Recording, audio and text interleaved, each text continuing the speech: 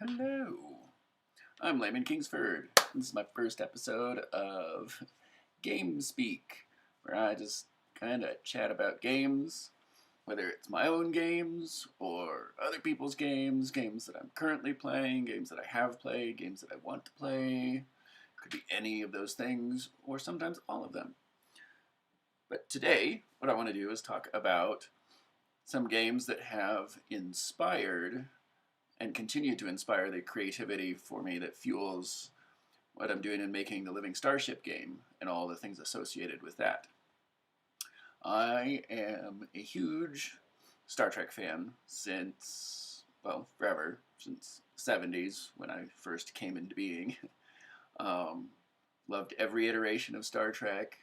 I'm really digging the contemporary stuff, Star Trek Discovery, and I'm super excited for Strange New Worlds because Captain Pike, I think he's become like my captain. But you know, so when it comes to tabletop games and science fiction, there's tons of them out there. Love games that you have a ship and you've got a crew and you're trying to do things, and it's usually combat oriented, which is fine. But I figured if I'm going to be developing a game, there's plenty out there with popular licenses like Star Wars, Star Trek, and whatnot that are already doing that. So why try to reinvent the wheel when others are doing it with far more popular franchises? And also, I wanted to create a game where, much like Star Trek, and Star Trek stories aren't just about the conflict of ship-to-ship battle or little phaser shoot-'em-ups. Pew! I wanted to have a game where you really feel like you're managing the whole crew of the ship. Not just, hey, there's 4 of us playing, we're going to pick 4 of the 15 characters that come with the game, and it'll be those 4 running the ship. I wanted to create a game where you feel like you've got all of the crew. Dozens, maybe someday, or if you're that kind of gamer, maybe you'll have hundreds. I don't know. But that's really part of the impetus of what I want to do is have a game where you feel like you're running the entire ship and all its crew, how they interact with each other, how they interact with the ship, and how they interact with the people and places they encounter. So, probably surprising to no one of my favorite sci-fi board games is Battlestar Galactica. I also love Battlestar Galactica, the show, the more contemporary reboot. Though apparently there's another, I don't know whether it's a reboot or a remake or whatever they're doing with more Battlestar Galactica. But this game is one of my favorites, and my friends and I have played this a lot. I have all the expansions, though despite the sheer number of times we've played this game, I don't remember whether this Daybreak expansion was the 3rd or the 4th one. I'm not sure we've ever played with those final expansions. Someday, get around to it. But what I love about this game is, you have the Galactica, you have a couple spaces representing a couple other ships, like the President's ship. And the one downfall is, again, it's, hey, we are each going to pick a character, and it's really just those characters interacting with the ship in the game. Whereas I still want to capture that feel. Well, I like all the characters. I want to be able to utilize all of them, at least in some way, in the same game. Not this game, I'm going to play Starbuck, and next game I'll be, Admiral Adama. But what I do love about this game is you set your crew to the different spaces, and they do the things that feels like that space and that their abilities allow. And I think the coolest mechanic in it is the little decks of cards. You've got your politics cards, your engineering cards, and your piloting cards. I think there's 5, 6 different colors. And each character gets its own different allotment of those, and they have to use them throughout the game to beat the challenges. And this game just really captures, I think, the overall essence of Battlestar Galactica and the whole struggle. Because, as the game goes on, you really feel like beleaguered humanity just trying to stay ahead of the Cylons and stay alive. It's really well done. One of my probably top 10 games, just period, in general. And not only just because I've played it a whole bunch. Then, over the years, as I've done so many different iterations of this game, it's been deck builders, it's been dice rollers, it's been massive Euro-like resource management, engine building things. It's at some point been most every kind of game probably, and oftentimes a combination of many of those different things. But with the recent popularity of roll and write games, I love those because of the accessibility they have for new players. Most of them aren't particularly hard, though they can be strategically challenging. They're not hard to play or hard to understand. And so I got to thinking, well, I mean, and now Cartographers has done it. I said, there's not really been like a legacy or big, full, in-depth roll and write game, because they're all intended to be sort of quick one and done games. And I thought, well, what about having an extended campaign experience for roll and write? And now Cartographers has done something like that. I haven't played it, but I'm aware of it. I play Cartographers, the normal game, on my phone. But some roll and write games that I do appreciate are Gens Shown Clever. I really think that's clever. And I love sort of the puzzly nature of those, and things like Tiny Towns and Divvy Dice. What I really like about Tiny Towns is because the other aspect we've implemented in Living Starship is polyominoes, and this sort of sets up a similar sort of notion of polyominoes. You're trying to set up your resources in those particular arrangements on the board to build out your tiny little town. It's fast, it's fun, it's not hard, but it's got, again, a surprising amount of strategy you got to think through in order to maximize your use of the game. Divvy Dice, like, because it's got, dice, and it's just fun little sort of calculations. You've got to have certain dice rolls of certain colors and certain numbers and locations. Whether it's two pairs, 4 of a kind, little straights or increasing values of dice, and you've got cards that help you mitigate them. So those are some of the things that I really like about some of the contemporary roll and write games, even though this one isn't really right. It's resource management. Definitely straight up roll and write. Those are terrific, and so that's part of what's inspired me for the roll and write thing. Is one of the good things working in these games that I can implement in easy ways in my game, but make it so that you're continuously building. If you're familiar with John DeClare's Mystic Veil, love the idea of you're slotting in these clear cards and building up your cards as you go within the sleeve, which is a thing we're duplicating in Living Starship. Your character's attribute and training cards, while we don't have the little clear sleeves, it's going to be stickers on cards, and you're filling in dots as you're completing those cards and making them better, leveling them up as you were. So those are some things that have inspired me and continue to. Now, recently, late last year, late 2019, I came across Forgotten Waters. It's a pirate-themed game, run with an app, has just a, pardon the pun, boatload of great narration from all sorts of really skilled voice actors. The writing is terrific. So this app delivers a whole bunch of narrative along with this fun game where, again, you're managing a ship, playing with all of the number of characters you play with depends on the number of players, but everybody has all these, there's 7 jobs.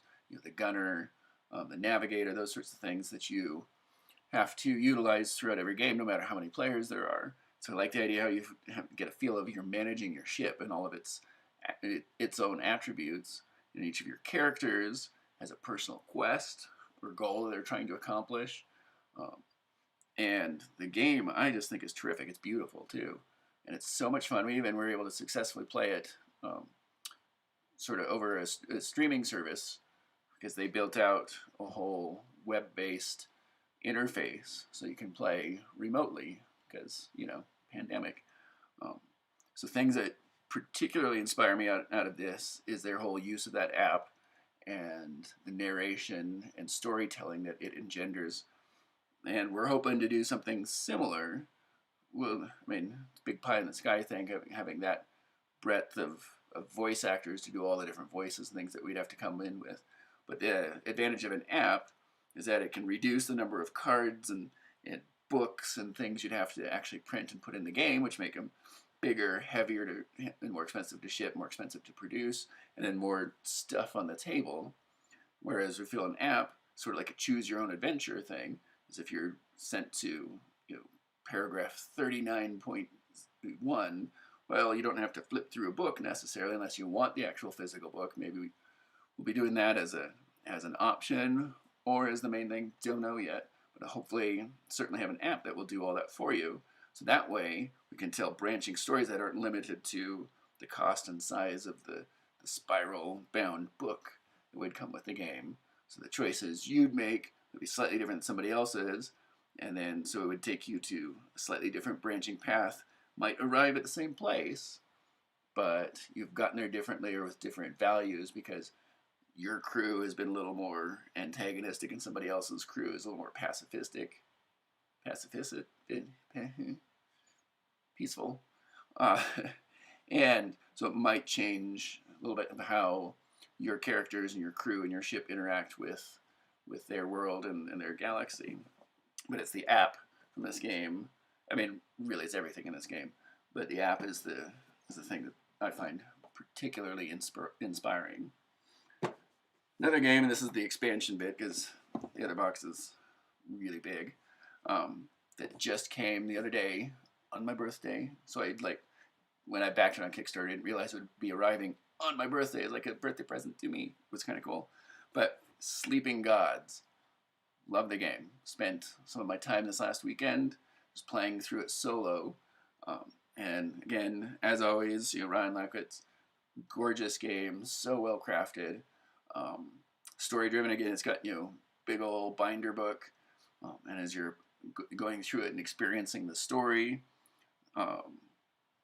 you feel like the choices you're making actually matter. Even though it's not a legacy game, it is this open world, just explore at your own peril.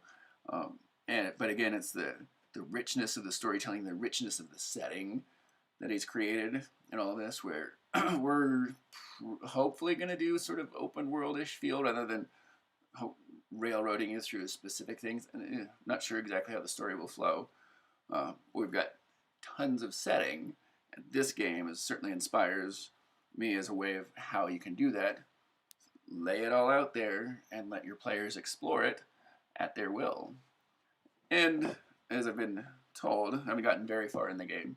If you kind of venture out too far too soon and haven't sort of built yourself up from your starting points in your experience and character's abilities, it'll get pretty deadly.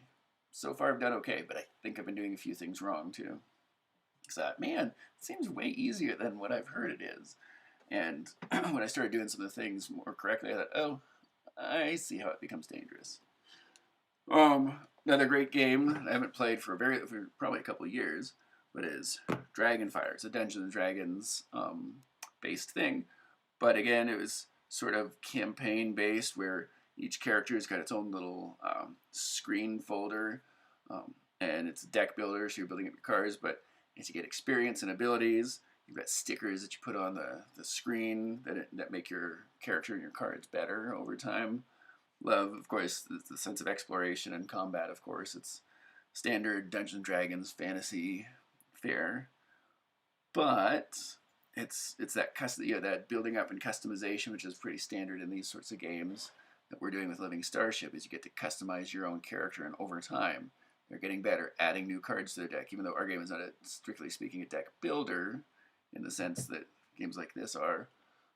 You do have a deck of cards that represent your character's abilities and attributes, and those do get better, and you will be adding new cards to the deck, and then modifying them with stickers and stickers and stickers. I like stickers. Some people don't like stickers. That's okay. Just like some game players don't like dice. I personally love dice. I don't like dice games that are completely left to chance and luck, where you have no ability to influence or affect or change the dice rolls. And that's one thing we're trying to do, is even though since rolling right, you gotta have something to roll dice, and have something to write.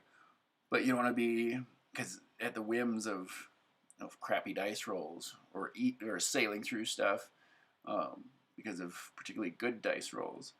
And that's one thing that's always bothered me about like role-playing games and Dungeons and Dragons in particular, is that if you've got this powerful wizard or fighter and you're supposed to be good at a thing like fireballing, if you're a wizard, and you just get a handful of damage dice rolled in your fireball and it's like a whole bunch of ones and twos, you're like, it just feels anticlimactic, even though your character's supposed to be good at that because they're level 792 or whatever. I know that doesn't happen in Dungeons and Dragons. That's like online role playing. So as long as we're making sure that we have lots of ways to mitigate your dice rolls, it may not be easy. It might cost you some of your resources, some of your cards, whatever. But you should.